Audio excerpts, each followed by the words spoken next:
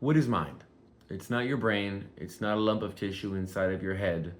Your brain may be a receiver or a transmitter or even a processor, an instrument that's tuned to the world. But mind is a frequency. Mind is a field in which experience becomes meaning. Mind is attention, mind is interpretation, and mind is will. Is what you look at. Interpretation is what you think it means, and will is what you choose to do about it. If someone controls your attention, they begin to influence your interpretation. If they control your interpretation long enough, they begin to shape your will. If your will is shaped by forces you never chose, are you living or are you being lived? Why does that matter? Because we live in an age of constant outrage. Every 3 weeks there's something new, another shooting, another scandal, another racial conflict, another religious tension, another left versus right spectacle, another war between men and women. Every issue is presented binary, and you have to choose your side. Defend your tribe, and you have to destroy the other one. But ask yourself, are these problems being solved or are they being cycled? Because outrage is profitable, fear is profitable, division is profitable.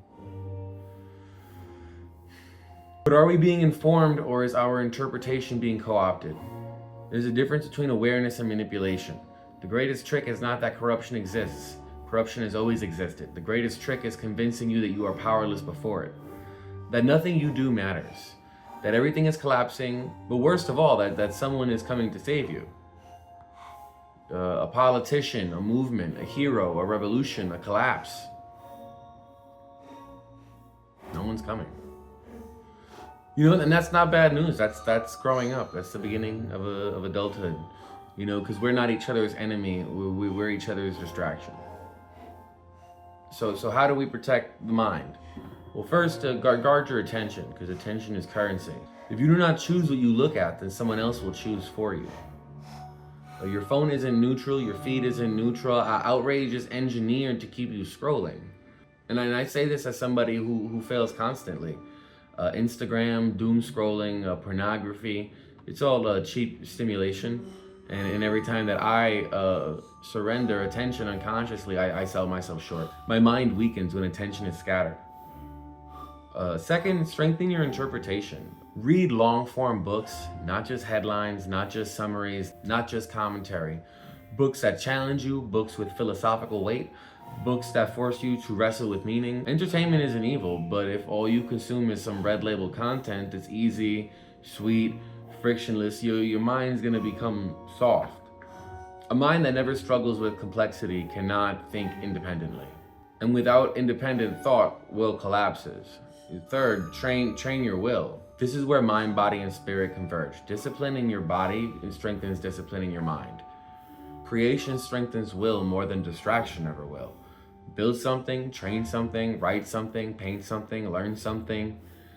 When you create, you step out of this outrage cycle. When you build, you weaken these invisible chains that hold us back.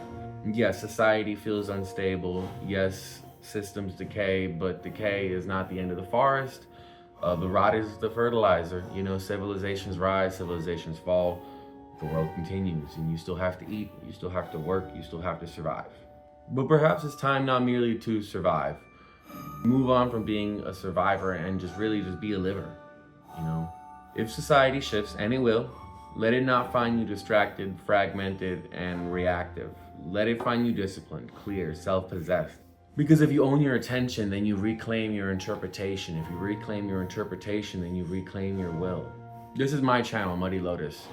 We're gonna talk mind, we're gonna talk body, we're gonna talk spirit.